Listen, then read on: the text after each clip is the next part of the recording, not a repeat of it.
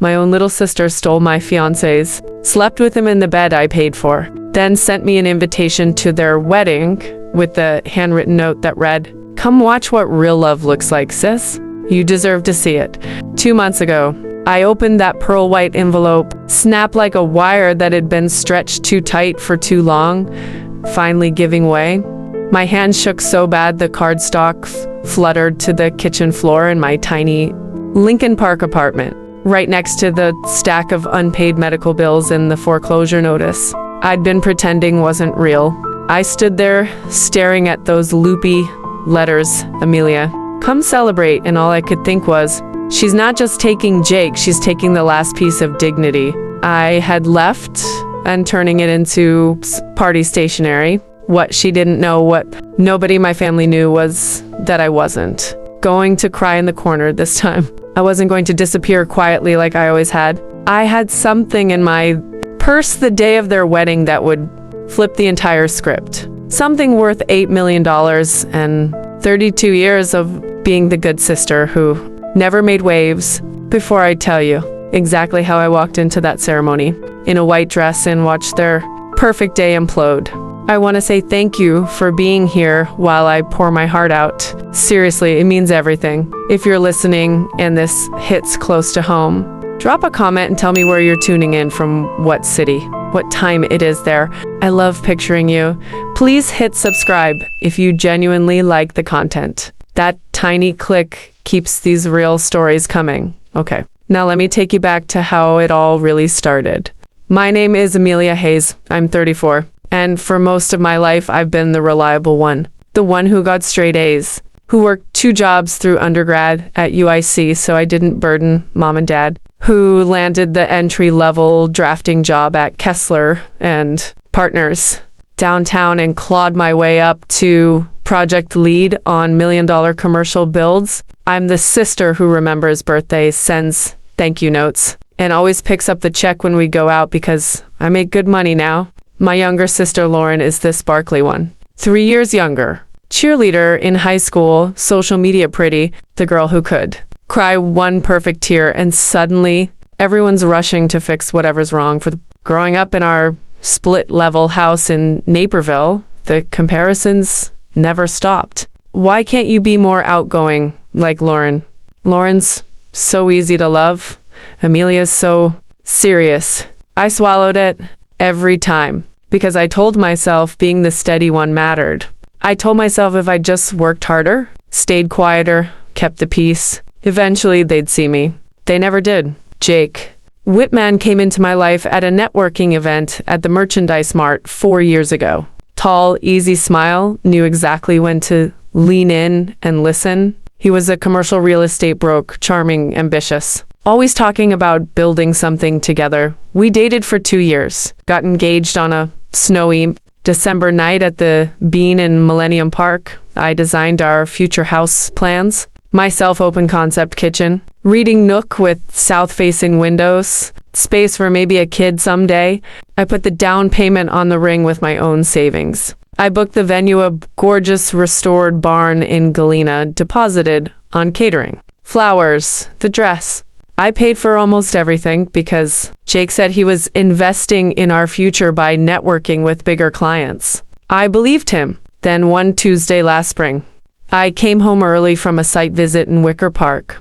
The door was unlocked. I heard laughter, but higher, breathier. I walked into our bedroom and found Lauren on top of my fiancé, both of them frozen when they saw me, standing there holding blueprints and a half-eaten salad. The first thing Jake said was, "This isn't what it looks like." The second thing Lauren said was, "Don't make a scene, Amelia. You always overreact." I didn't scream. I didn't throw anything.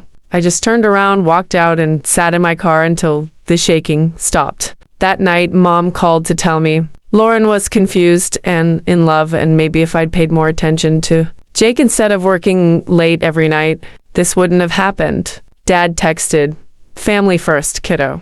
Be the bigger person." I stopped answering their calls for a week. The humiliation spread like wildfire. Mutual friends posted congratulations on Lauren's announcement. Photos, same sunset beach pose I'd once dreamed of Same ring on her finger that used to be mine. Comments rolled in.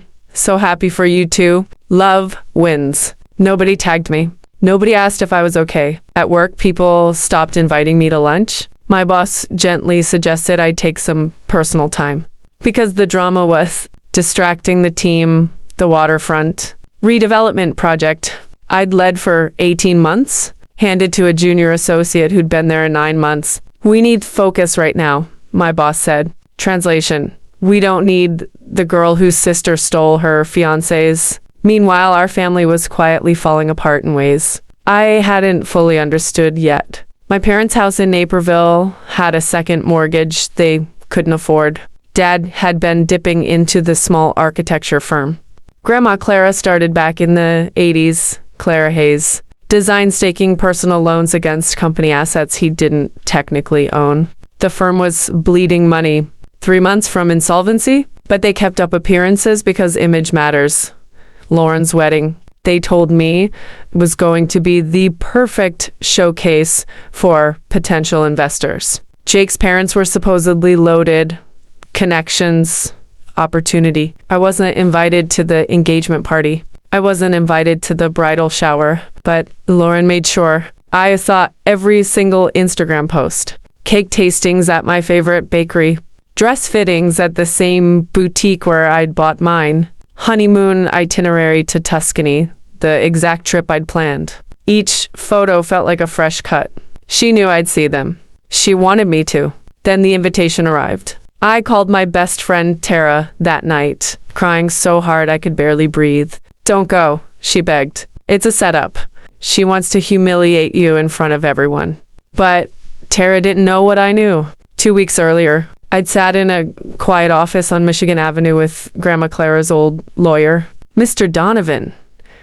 He'd been trying to reach me for months. I finally answered because the foreclosure notice on my own apartment had arrived. Certified mail. That's when he slid a folder across the desk and said words I still replay in my head. "Your grandmother was a very strategic woman, Amelia. She knew exactly what she was doing. Grandma Clara had died 7 months earlier from pancreatic cancer.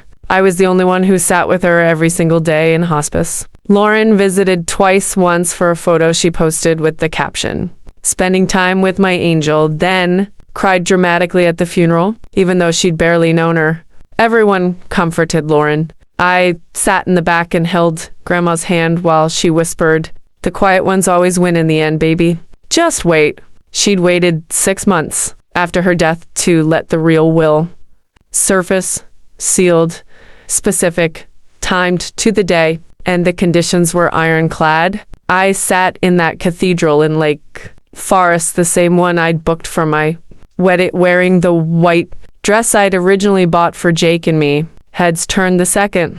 I walked through the double doors, gasps, whispers, phone's already up. "Is that Amelia? Why is she in white? Oh my God, the audacity." I kept my chin high, heels clicking on the stone floor, Versace hugging every curve. I'd starved myself into shape for after the breakup. I could feel 200 pairs of eyes burning into me. Lauren stood at the altar in ivory lace. Blonde hair perfect, white roses in her hands. Jake in charcoal tux, the same one we'd picked out together. His face went gray when he saw me. I slid into a pew near the back, crossed my legs, and waited. The organ swelled. Father Daniel cleared his throat, glancing nervously between the bride, the groom, and me.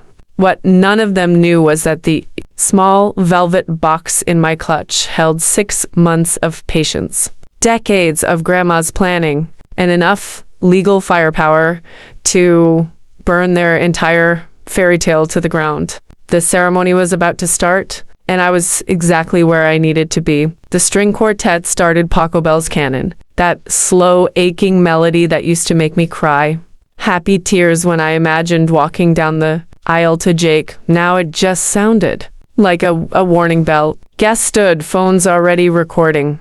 Lauren glided forward on Dad's arm, veil trailing like she was starring in her own movie. She looked radiant. She looked victorious. I stayed seated until the last possible second. then rose slowly, letting the white silk catch every ray of light coming through the stained glass windows. A ripple of murmur spread faster than the music. Lauren's eyes flicked toward me, mid-step.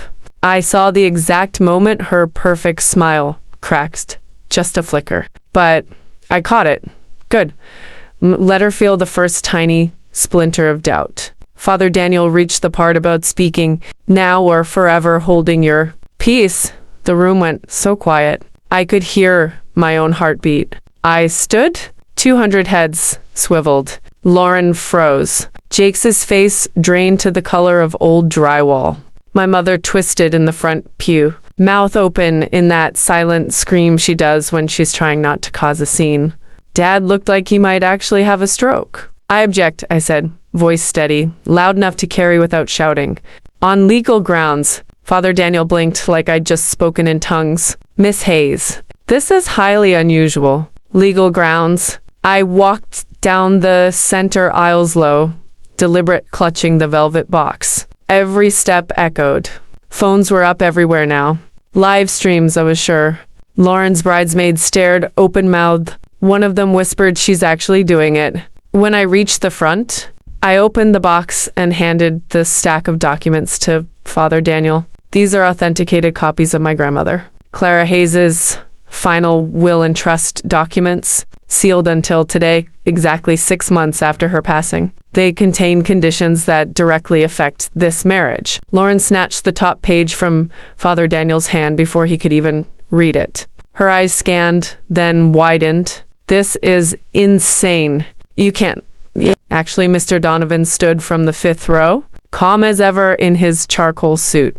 I'm Donovan and Associates, counsel for the Clara Hayes estate. Those documents are binding, time-sensitive, and have been reviewed by the board of directors of Clara Hayes Designs. The board, 5 people Grandma had handpicked decades ago, architects, engineers, women mostly who'd stayed quiet while Dad ran the firm into the ground. They were all here today. I saw Mrs. Patel nod once from her seat. Mr. Nguyen gave me the smallest smile. Father Daniel cleared his throat and started reading aloud. The entire estate of Clara Hayes, including Clara Hayes Designs, valued conservatively at $8 million, comprising patents, intellectual property, real estate holdings, investment accounts, and majority ownership stakes, is bequeathed to Amelia Grace Hayes, provided she is unmarried or married to a partner of demonstrated financial stability and moral character, as determined by the board within 30 days of this will's activation. Gasps, actual gasps. It further states, Father Daniel continued, voice gaining strength, that any direct descendant who marries an individual with outstanding personal debts exceeding $50,000, or who is engaged in financial fraud, or who has committed marital infidelity involving an engaged person, permanently forfeits all claims to the estate. Lauren's bouquet trembled so hard, petals started falling. She looked at Jake. How much debt do you have? Jake opened his mouth. Nothing came out. I answered for him. Last I checked, $237,000. Gambling sites, credit cards he opened in my name after we got engaged, a failed investment condo flip in Miami that never existed. I have the credit reports. The police reports I filed for identity theft. Everything. It's all in there. The crowd erupted. Phones flashed. Someone yelled, "Oh my God." My mother stood up, then sat right back down like her legs gave out. Lauren turned on Jake, voice cracking. You said you were fine. You said the prenup would protect us. You said. The prenup protects me, Jake muttered, eyes darting toward the side exit. Not you. Lauren laughed a high, broken sound. You knew about the inheritance? You knew, and you still. I thought you'd get it, he said. Too low for most people to hear, but I was close enough. You're supposed to get it. That was the moment everything shattered. Lauren staggered back a step, veil catching on her heel. You used me. Jake looked at me, then really looked in for the first time since. I caught them together. There was fear in his eyes. Real fear. I turned to the crowd, voice calm but carrying. Lauren didn't just take my fiancés. She took my wedding plans, my vendors, my deposits, my future, because she's always taken whatever I had. And Jake, He helped her. He racked up debt in my name, lied about his finances, and bet on the wrong sister. Mrs. Patel stood. The board has already reviewed Mr. Whitman's financials. He does not meet the criteria. If this marriage proceeds, Lauren forfeits any claim, period. Dad surged to his feet. This is ridiculous. The company is mine. Was, Mr. Donovan corrected gently. Your mother retained controlling interest through trust. Your father never bothered to understand the loans you took against company assets you didn't own. That's fraud. Mr. Hayes, the board will be filing reports with the authorities. Chaos. Pure chaos. Lauren's mascara was running in black rivers. She looked at me, really looked, and whispered, "You planned this." "No," I said softly. I waited. There's a difference. Jake tried to slip toward the side door. Two uniformed officers, one's Mr. Donovan, had quietly alerted, stepped into his path. "Mr. Whitman, we'd like to speak with you about the identity theft and fraud allegations." He froze. Lauren sank to her knees on the white runner, ivory dress pooling around her like spilled milk. "This was supposed to be perfect," she sobbed. "This was supposed to be mine." I looked down at her, the little sister I'd carried on my back through every tantrum, every heartbreak, every time she wanted something I hadn't felt. Nothing, not hate, not pity, just done. I turns to Father Daniel. "I believe the ceremony is concluded." He nodded, dazed. "The wedding is off." I walked back down the aisle the same way I'd come in, head high, white dress shimmering, guests parted like water. Some clapped, some cried, most just stared, filming. Outside, the late afternoon sun hit my face. I took one deep breath of cool air, then another. Tara was waiting by my car. She didn't say anything, just wrapped me in the biggest hug and whispered, "You did it." I didn't cry until I was alone that night, sitting on my couch with a glass of cheap Pinot and Grandma. Clara's last letter in my lap. She'd written it 6 months before she died. "My dearest Amelia, if you're reading this, my timing worked. I watched your father waste what I built. I watched your mother enable it. I watched Lauren take and take because no one ever taught her no. But you built things. You stayed.